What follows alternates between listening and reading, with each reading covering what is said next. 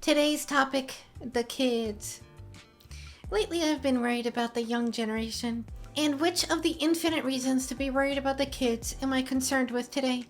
It's the quality of the media they consume and the major lack of good stories being offered to them. Mostly video games, but other things too. I asked my younger cousin what he does for fun. We're both Zoomers, but his world is a lot different than mine. Fortnite and VR chat. Yeah, I don't think that's good. I don't think the VR chat thing is awful. I was younger than him trolling people on Gmod or P. He's pretty much doing the same thing. But the issue I have is with multiplayer games which offer no story being the go-to option. There's too much multiplayer slappa being released today that teaches kids and adults nothing of narrative or growth. When you play a single-player game, there's usually some kind of story being told. Even if the game itself lacks a narrative, there's a connection, a communication between the player and the developer. When you acknowledge someone, a real human, place that pit there with a ranged enemy across from it, knowing full well how annoying it would be to deal with. With PvP games, the human interaction is much different as it becomes much more focused on the entirely random interaction between players, rather than between the player and the world specifically crafted to be experienced with a definitive beginning and end. Right, so I'm a Zoomer, but I'm an older Zoomer. I've already entered the workforce with a full-time job in a cozy office. I'm sure people know, when I was a kid in the 2000s, we would have games releasing like Halo, Metal Gear, games that told strong stories that resonate with the average human experience, whether we realized it or not. Stories about growth, betrayal, overcoming hardship, or predisposition. In new games, movies, or anime with great stories would come out constantly. Literally like 3-year gaps between sequels for life-changing blockbuster titles. I cannot believe that the entire Devil May Cry series from 1 to 4 came out in only a 7-year time span. Of course, not all the games were good or well received, but that's an insane output compared to today. For the younger Zoomers graduating high school around now, and Gen Alpha after them, what do they get? Game development time has lengthened dramatically. They're lucky if they get one sequel to one of their favorite games while on the same level of education. I don't remember when I played Oblivion originally, but I didn't have to wait too long for the sequel. Now it's been over a decade since Skyrim. I'm not saying devs need to constantly pump out sequels. Blade Runner got a sequel after 35 years, and that was fine. But why waste people's time announcing a game that won't even be developed for a decade? I don't think these longer dev times have benefited gaming very much. Working on something like a game for 10 years is crazy. The brains of creative people want to create something with a passion and then move on to the next thing. The way that game development has been corporatized to allow people to soullessly clock in and make marginal progress for a decade straight has not benefited anyone. It's not an environment conducive to efficiency or quality. Nor does it give creative developers a chance to see the fruits of their labor within even the same era of their life. How can you keep your workers inspired if they can only make a 0.0001% progress every day for a decade, only to get laid off when the game actually comes out? We can see the kinds of games that are releasing now from the big names of the 2000s, and it doesn't look good. Dialogue is so much worse than it used to be. There's way too much of it now. You can find a lot of people talking about it. Honestly, one of my biggest issues is just how much fucking yapping the characters do nowadays. Please shut the fuck up for 2 seconds. The best games when I was younger were the ones where every line meant something, or at least was very quotable. Generally, the most memorable stories from back in the day were the quotable ones. Look at Halo, Metal Gear, Devil May Cry, Resident Evil. Quotable as fuck. Even dialogue-heavy games like Final Fantasy were quotable. Or games without voice acting. It's the same deal with movies. People might hate Marvel now that it's saturated, but the old Marvel movies were pretty quotable. Look at the Star Wars movies. Not just the prequels, but the originals too.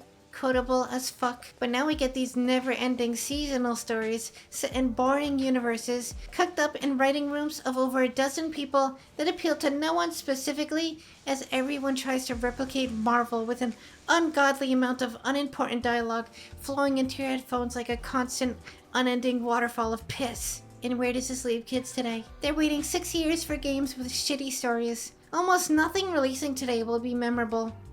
Once in a while we get something interesting, and a lot of the best games are sequels and remakes. What's it like to grow up in a generation that has no culture of their own? Everyone remembers or has an idea of the cultures throughout the last decades, At least in America, they were all very unique. The 80s kids are extremely reminiscent of their time. They had things like Star Wars or Full Metal Jacket.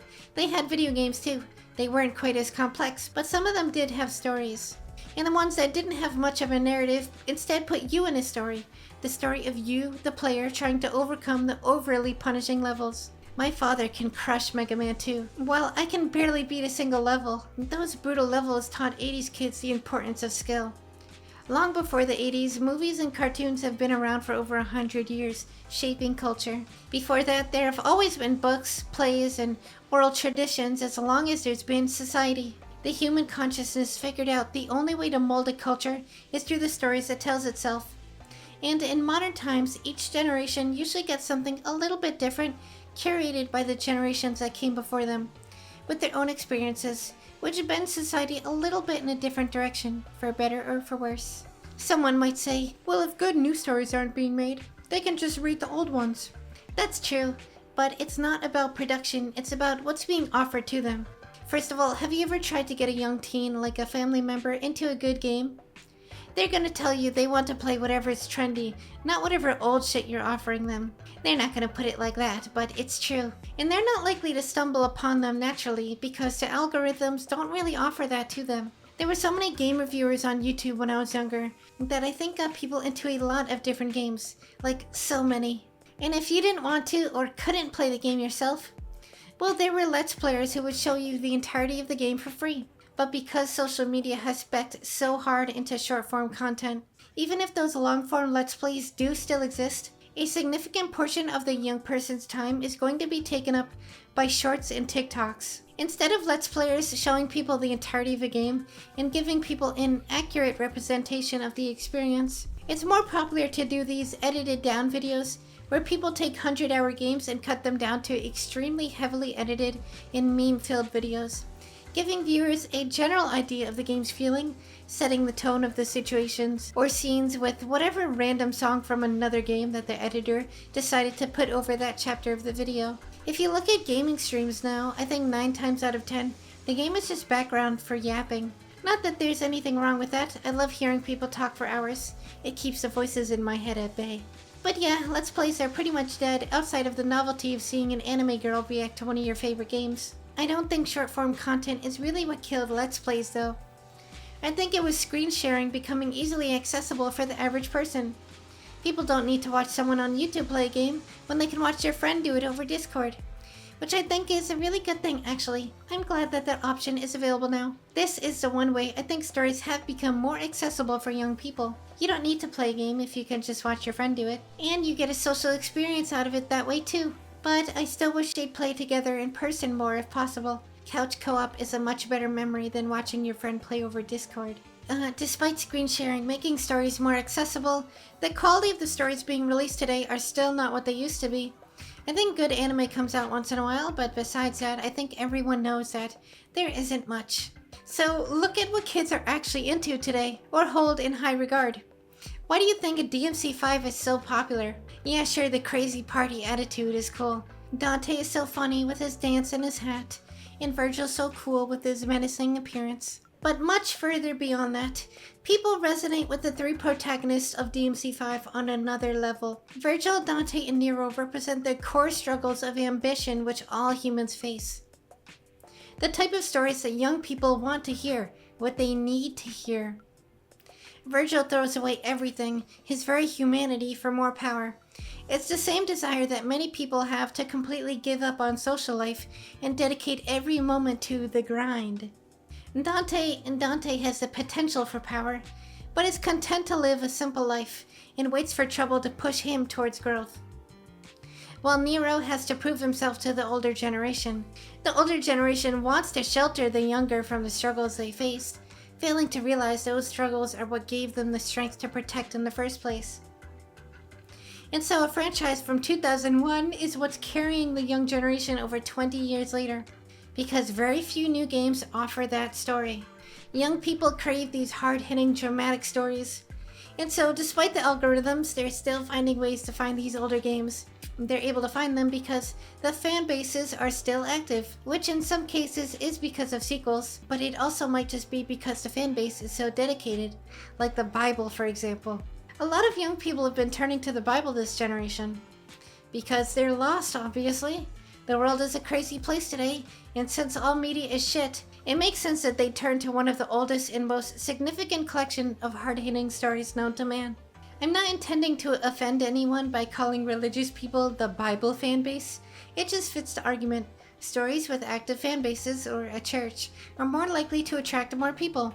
That's one of the reasons why, in this time of shit media, but also rampant degeneracy and adversity, the Bible has gained popularity. Because there's still people talking about it today. But what's the one thing that has absolutely no fan base? Things that don't exist yet. New IPs are the biggest risk for companies because you have to create a market for it. Which is why companies have to release a healthy dose of sequels and spin-offs to cover their new IPs. Sequels aren't a bad thing. I think it's good that they can create a connection between age groups. But I wonder how good it is when everything is a sequel. You might think, oh, they'll be fine. They've got plenty of old stories to fall back on. Returning to the Bible is good. That's true, but like I said, if much of their day is taken up by short-form content distilled down to something soulless, how many different perspectives and stories will they really get to see? The game industry is having a bit of a crash as thousands of people get laid off. So I'm not sure how likely it is that we'll start seeing another golden age of gaming anytime soon.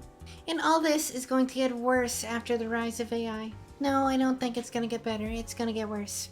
AI is a hot topic, right? My position on AI is, I think I might actually be AI phobic.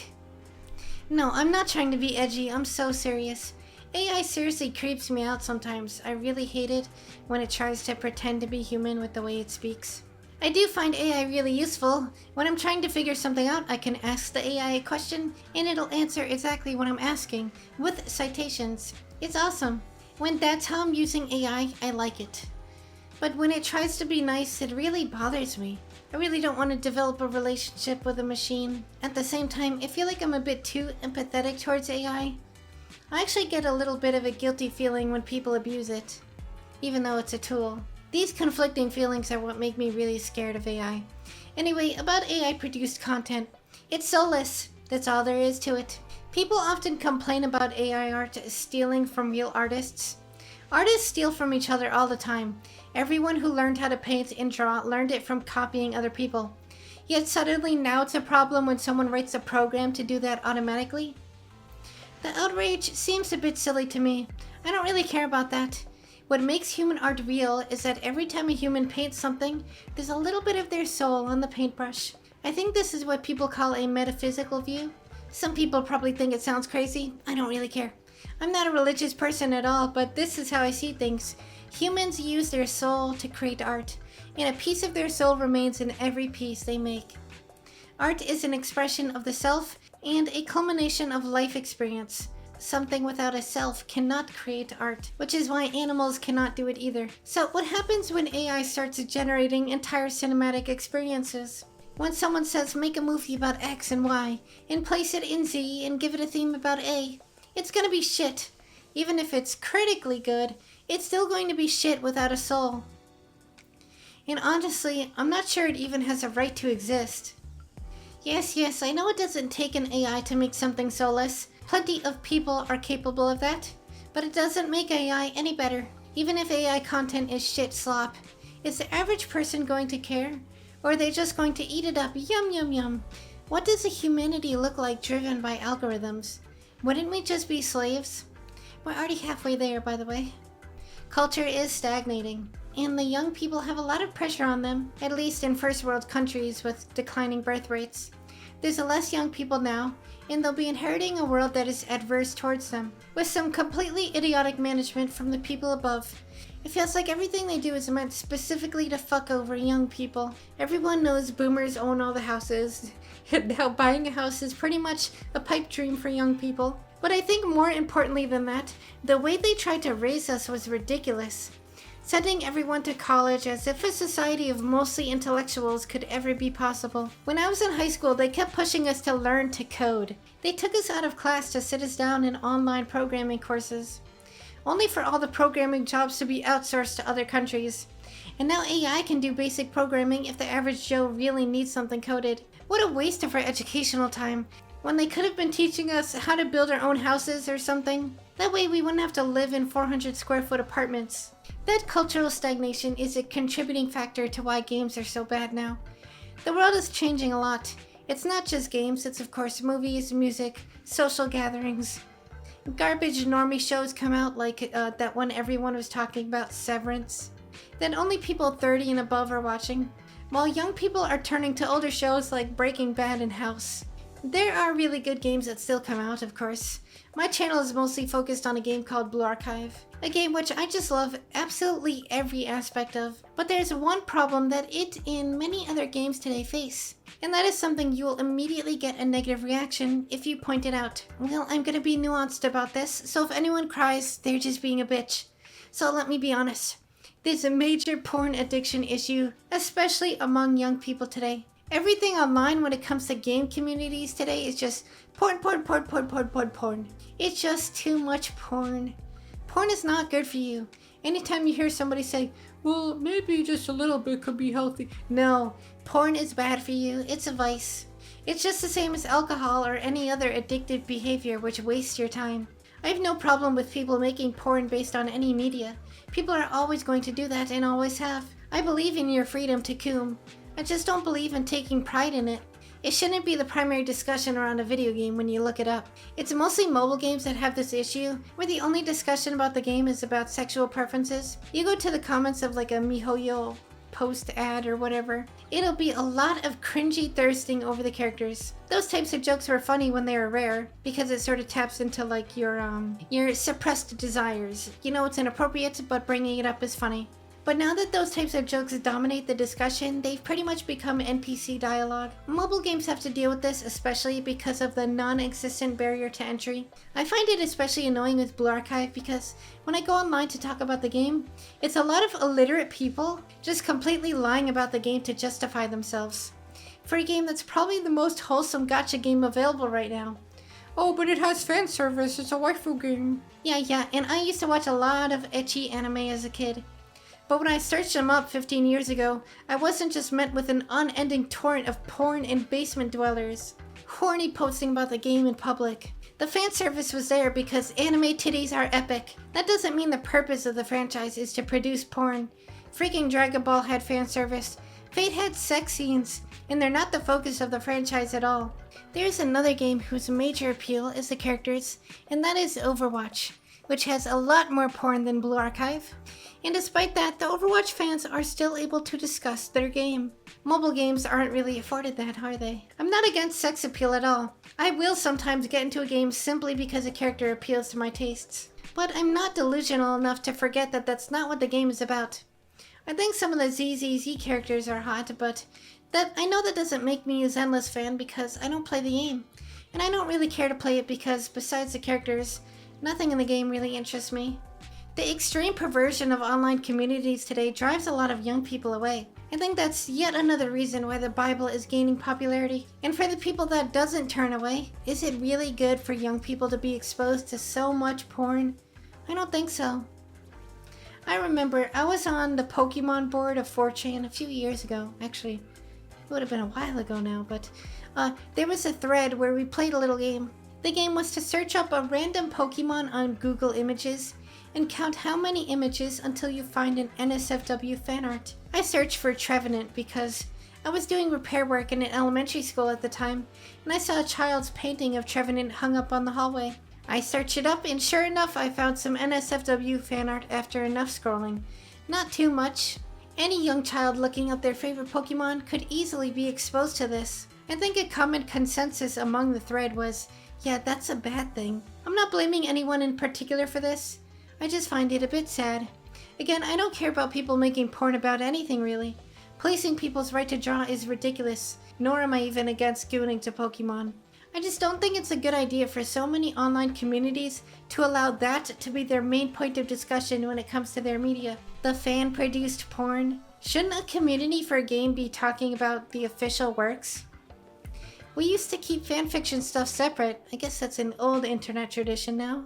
So, to return to the beginning of the video, our young generation is clearly lost.